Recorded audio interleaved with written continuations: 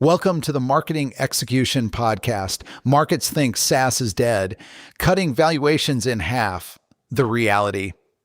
Building software has never been cheaper. Founders struggle when buyers demand per-task pricing over per-seat models.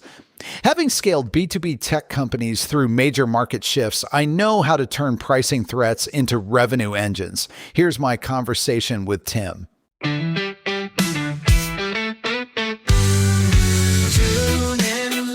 Up, it's marketing time. Bright ideas sparking, blowing your mind.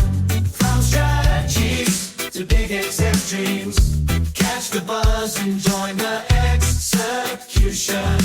Marketing Convo.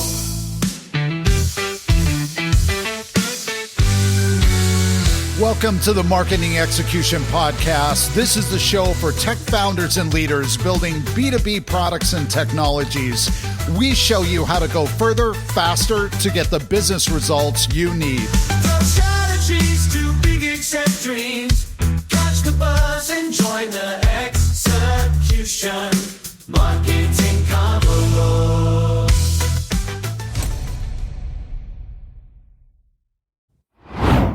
Mark, I've been thinking about this all week and I can't shake it. Everyone keeps saying SaaS is dead, right? Like the whole model is collapsing. But I stumbled across this framework that actually flipped my thinking completely upside down. Oh, I love when that happens. What'd you find? So this guy, Greg Eisenberg, he's advised TikTok, Reddit, built and sold 3 venture-backed companies.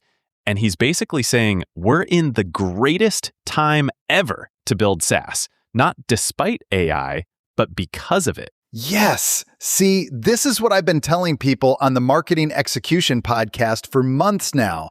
SaaS isn't dying. It's molting like a snake shedding its skin. The old model is falling away, but what's underneath is actually way more powerful. Okay, so walk me through this because I think there's like 2 or 3 things here that founders are completely missing. All right, so the first thing, and this is where most people mess up right out of the gate, is they're still thinking about markets the old way. They hear finance and they think, oh, I'll build a fintech app. No. That's where the venture boys are playing, right? You're going to get crushed. Because they've got the capital to outspend you on everything. Exactly. So instead, you got to go sub-niche, like really specific. So finance is the big market, but fire for Gen Z, that's your sub-niche. Financial independence, retire early, specifically for 20-somethings. That's a community. That's a movement you can actually own. And there's real spending power there because these people are actively looking for solutions. Right. They're not just browsing, they're searching. They're in pain. And here's the thing. I once heard of a company that built a tool specifically for local roofing companies, not contractors broadly, not home services, roofing. And they mapped out every single step of what an owner does in a day. Like checking leads, scheduling visits, writing quotes, that kind of stuff? All of it. And then they identified where money changes hands, because that's where you can wedge in software and actually capture value. If you can save a roofing company owner 10 minutes a day on lead checking, and that person's time is worth $400 an hour, you can literally quantify what your tool is worth to them. So you're not selling features. You're selling time back. You're selling outcomes, which brings me to the second massive shift. The pricing model is completely changing. Per seat is dying. Wait, really? Because that's been the standard for 15 years? Yeah, and it's why all these public SaaS companies are down 30, 40, 50% from their highs. Investors are terrified because they see the writing on the wall. People don't want to pay per user anymore. They want to pay per task, per outcome. So instead of saying this costs $50 per seat per month, you're saying complete this workflow for me and I'll pay you $200 every time you do it. Yes, and here's why this is so powerful for new founders. Your cost structure is completely different. You're using AI agents to fulfill the work. You don't need a huge team. You don't need to raise millions. So you can actually compete on price and value against these bloated incumbents. Okay, but here's what I'm stuck on. Everyone's building with AI now. What stops someone from just copying you in a weekend? This is the third thing, and it's the one nobody's talking about. The moat isn't the product anymore. The moat is the media. Wait, what? Talk about that some more. So you're not just building software, you're building an audience. You pick one channel, Instagram, TikTok, X, whatever, and you create content around that workflow you mapped out. Scroll-stopping content that speaks directly to your sub-niche. So for the roofing example, you'd be posting content about like the 5 biggest mistakes roofing company owners make with their quotes? Exactly. And you test it organically first. You look at what gets saves, what gets replies, what gets DMs. Those are your signals. And then here's the move. You take your organic winners and you run paid ads on them. Because if it worked organically, there's a good chance it'll work as an ad. Right. And now you've got this flywheel. Content builds audience. Audience feeds your email list. Email list is your foundation when everything else fails. You can't rely on algorithms, but that list, that's yours. So you're basically building a media company with software attached instead of a software company trying to do marketing. That's the paradigm shift. And the beautiful thing is, as you add more workflows, as you build more trust, as your data and memory compound, you can keep increasing prices. You become the default execution layer for that entire sub-niche. Which makes you incredibly hard to displace because you're not just a tool, you're embedded in how they work. Exactly. The orchestration layer, as early-stage investor Scott Belsky calls it, that's the new interface layer. You're coordinating agents, validating outputs, resolving issues. Whoever owns that coordination owns the flow. Mark, that's fascinating. But let's talk about what this actually looks like in practice. Like, if someone's listening right now with a day job and zero budget, what's their first move tomorrow morning? You know what, Tim? That question right there is exactly where most people freeze up. They hear all this stuff about sub-niches and agent workflows, and they think, I need to quit my job and go all in. But that's not it at all. Yeah, I mean, the stakes feel so high when you frame it that way. Right, but this is the part that gets me fired up. The barrier to entry has never been lower. Like, we're talking about a moment in history where the tools to build, the tools to distribute, the tools to reach people with real spending power, they're basically free or close to it. So the cost isn't money, it's attention, it's focus. Exactly. And that's why this matters so much for founders right now. Look, the old playbook was raise a bunch of capital, hire a team, build for 18 months, hope you got the product right. That's how the venture-backed companies still operate. But you can test an idea in a weekend. And if it doesn't work, you pivot. You haven't burned through runway. You haven't burned through anything. Maybe some time, maybe a little pride, but that's it. And here's the thing that I think people miss entirely. The reason this shift to outcome-based pricing matters so much isn't just about business models. It's about alignment. Say more about that. What do you mean by alignment? Okay, so think about it this way. When you charge per seat, you're incentivized to get as many users as possible into the system, whether they're actually getting value or not. That's why you see these bloated enterprise tools where half the company has a login, but nobody actually uses the thing. Oh man, I've seen that so many times. The graveyard of unused software licenses. But when you charge per task, per outcome, suddenly you only make money when the customer gets what they actually wanted. Your incentives line up perfectly. You win when they win. Which builds trust, which builds retention. Which builds a moat. Because here's the thing, Anyone can copy your features. I mean, with AI tools now, someone could probably rebuild your core product in a few days, but they can't copy the relationship you've built. They can't copy the data you've accumulated about how your specific customers work. They can't copy the memory. That's interesting. So the moat isn't technical anymore. It's relational and informational. Yes, and this is why the media piece is so critical. I know we talked about content earlier, but I want to go deeper here because I think people underestimate this. When you build an audience around a sub-niche, you're not just generating leads, you're building trust at scale. Before they ever become customers. Way before. They've been watching your content for months. They've seen you explain their problems better than they could explain them themselves. So when you finally say, hey, I built a tool that solves this thing, they're already sold. The selling happened in the content. I know of a founder who did exactly this. She spent like 8 months just posting about the operational headaches in her niche. Never mentioned a product, just pure value. And when she finally launched, her waitlist was over 2,000 people. See, that's the playbook. And the beautiful thing is, those 2,000 people aren't just leads, they're qualified leads. They self-selected by engaging with her content.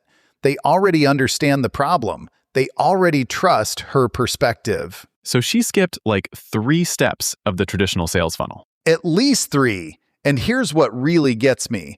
This approach is actually more sustainable than the old way because you're not dependent on one channel. You've got organic content working for you. You've got paid ads on your proven winners. You've got an email list that nobody can take away from you. The algorithms can change tomorrow, and you're still okay. That's the foundation piece. And look, I've seen companies get absolutely crushed when a platform changes its algorithm.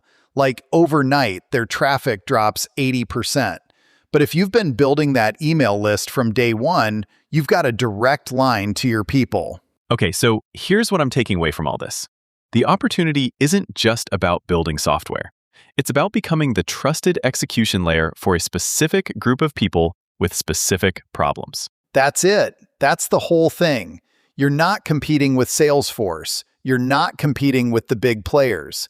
You're becoming indispensable to a smaller group who will pay you gladly because you actually solve their problem. And as you add more workflows, as you go deeper, you become harder and harder to replace. The switching costs compound. The data compounds. The trust compounds. And suddenly you're not just a tool, you're infrastructure. Mark, this is really clicking for me now. I think what would be super helpful for our listeners is to get tactical. Like, can we walk through what the first 30 days might actually look like for someone starting from zero? Right, so let's break this down into 3 chunks. Week 1, week 2, and then weeks 3 and 4. And I'm going to be real specific here. I love it. Hit me with week 1. Week 1 is all about mapping. You're not building anything yet. You're just observing and documenting. So let's say you picked your sub-niche. Maybe it's, I don't know, independent insurance adjusters. That's specific. That's the point. So week 1, you're going to talk to 5 of these people. Could be phone calls, could be Zoom, could be coffee. And you're asking one question over and over. Walk me through your entire day. Not what software do you use, not what do you hate, just walk me through your day. Exactly. Because when they walk you through their day, they're going to naturally tell you where the pain is. They're going to say things like, oh, and then I spend 45 minutes copying data from this form into this other system.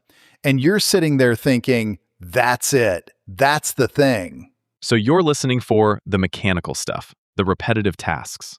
Yes, and you're writing it all down, every single step.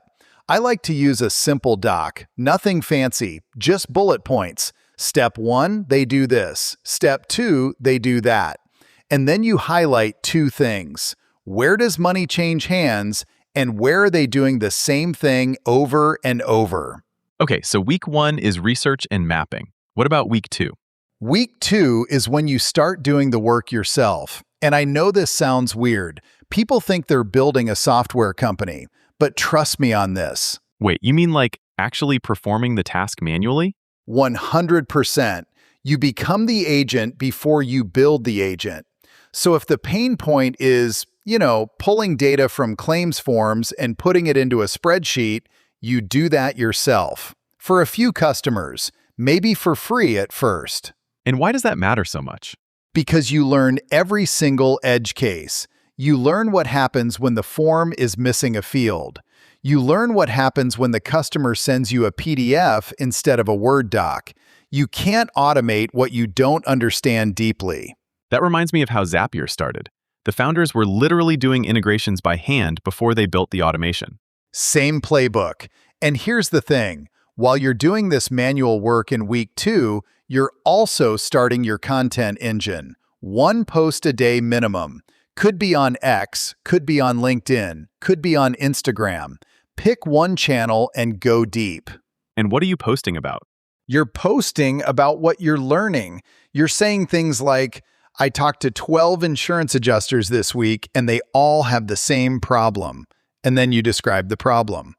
That's it. That's the post. So you're building the audience while you're building the product knowledge. Parallel tracks. Always parallel tracks. And by the way, you're collecting emails from day 1. Put up a simple landing page. Could be a card site, could be a Notion page with an email sign up. Doesn't matter. Just start that list. Okay, so weeks 3 and 4. What happens there? That's when you start building. But here's the key. You're only automating one mechanical task, not the whole workflow, just one piece. Give me an example of what that looks like. Sure. So Loom did this really well early on. They didn't try to replace all video communication. They just solved one thing, recording your screen quickly and sharing it without dealing with file uploads. One task, done beautifully. And then they expanded from there. Right. So in our insurance adjuster example, maybe week 3, you build a simple agent that takes a photo of a damaged roof and autofills the initial assessment form. That's it. One input, one output. And you're charging for this from the start? You can. And here's where the per task pricing comes in. You don't say, pay me $50 a month for unlimited use. You say, every time I process a claim form for you, it's $3. And you save 45 minutes. So they can do the math themselves. 45 minutes of their time versus $3. It's a no-brainer. And that's the beauty of outcome pricing. The value is obvious. There's no debate about whether they're getting their money's worth. I want to make sure people walk away with something concrete here. Can you give me like a quick checklist for that first 30 days? Okay, week 1, talk to 5 people in your sub-niche. Map their workflow step by step. Identify one mechanical task that eats their time. Week 2, do that task manually for 2 or 3 customers. Start posting daily about what you're learning. Set up email capture. Weeks 3 and 4, build a simple agent that handles that one task. Price it per outcome. Launch to your email list and your content audience. That's so clean. And notice you didn't say raise money anywhere in there. You don't need it. The tools are basically free now. Claude, ChatGPT, Cursor, Replit. You can build a working prototype in a weekend if you understand the problem deeply enough. And the content you've been creating is doing your marketing for you. It's all connected. The research makes your content better. The content builds your audience. The audience becomes your first customers. The customers give you feedback. The feedback makes your product better. It's this beautiful flywheel. Mark, we've covered so much ground today, from the big picture shifts in SaaS to the nitty-gritty of what to do in your first month. Can you pull it all together for our listeners? Like, what are the key things they absolutely need to remember from everything we've discussed? All right, we started by talking about why SaaS isn't dying. It's actually evolving into something better. The key is to stop competing in broad markets where the venture-backed giants will crush you. Instead, you go sub-niche. You find a specific community with real spending power and real pain. Then you map their workflow step by step and identify where money changes hands. That's where your opportunity lives. We talked about how pricing is shifting from per seat to per outcome. This matters because it aligns your success with your customer's success. You only win when they win. And that builds trust and retention that nobody can copy. Then we covered the media moat. Your product can be replicated, but your audience cannot. You build content that speaks directly to your sub-niche. You test organically, double down on winners with paid ads, and you protect everything with an email list that belongs to you. Finally, we got tactical. Week 1 is research. Week 2 is doing the work manually while building your content engine. Weeks 3 and 4 are when you automate one mechanical task and price it per outcome. Mark, after everything we've covered today, what's the one thing you really hope people don't forget when they close this episode? Here it is. Stop waiting for permission. The tools are free. The distribution is free. The only thing standing between you and your first paying customer is the decision to start. Pick your niche tonight. Talk to someone tomorrow. The best time to build was yesterday. The second best time is right now.